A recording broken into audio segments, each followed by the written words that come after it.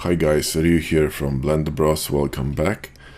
And in this video we're gonna be editing this image one more time, but this time I'm gonna be using plugins and add-ons for Photoshop. I'm gonna bring this image here with Shift and drop it. Cool. Alright, so let's Control J that. Go to Filter and Camera Raw. And we need to, brighten it up a bit. Increase clarity, increase shadows, and we're good to go. So that's much better, much less muddy. And straight up, I'm just gonna go to infinite color, guys, switch to light, and just simply go through filters and see what I'm gonna get. Now this is really cool. A very nice and clean, sort of like a catalog look, metallic. I might actually go with this one. I kind of like that, so I might stick with it. I might stick with this one, and then, I'm gonna go Shift, Control, Alt, and E again, and I'm gonna go to Nik Collection Color Effects Pro, which is a filter I'm using for every single render. I really like it. It's absolutely brilliant, especially the Pro Contrast here. So let's go to Pro Contrast, which is something I use all the time. And it allows you to, make your image pop even further, okay? So it's really an interesting toy. We could remove this from highlight just a little bit. Okay, now in addition to this color cast, what you can do is, for example, play with something like cross processing and either add some ready-made, custom presets, or you can actually play with them and bring them, to another level. This one is actually interesting as well. This one is cool too. Really cool look for it.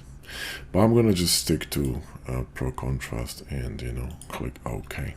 Right, it's gonna add my contrast on top of it, and with these two clicks, okay, I'll show you how far I've gone.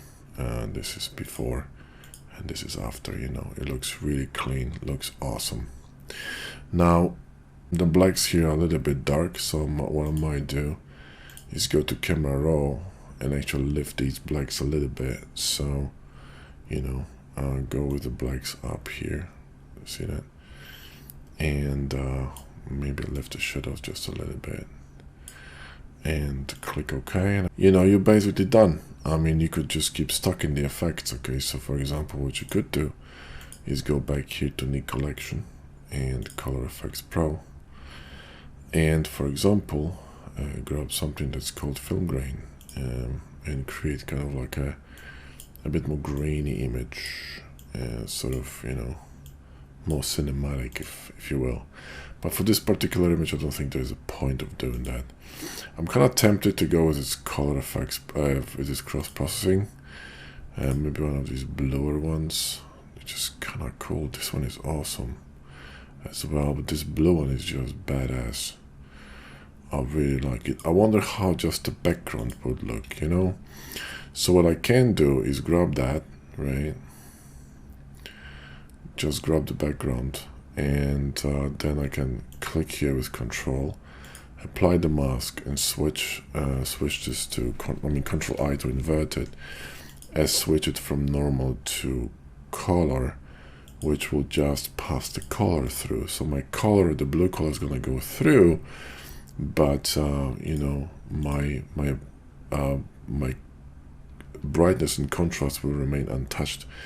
And then you can just drop it down, so I can make it like just slightly bluish. Okay, like you see, it's gonna pop this bot even more. This one is also nice, but it's a little bit clean. It's slightly blue, I think it makes a difference.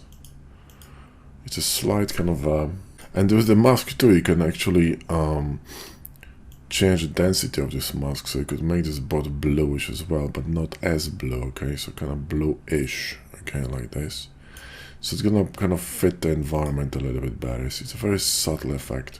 Let's grab the brush stack and pop it in here, and then I think what I'm gonna do is I'm going to Again, grab a color, so B for brush, and Control and hold Alt and select the color here, and Alt delete, and then we can just simply drop that down. So create this kind of a, you know, faded effect. And here we're gonna go to Info Decals and grab one of the Oxel decals. There we go. And grab the Oxel. Whoops. And with here, in fact, what we can do is grab these two, right? These two decals. Let's bring it to full. Control G them to group them, and we can remove this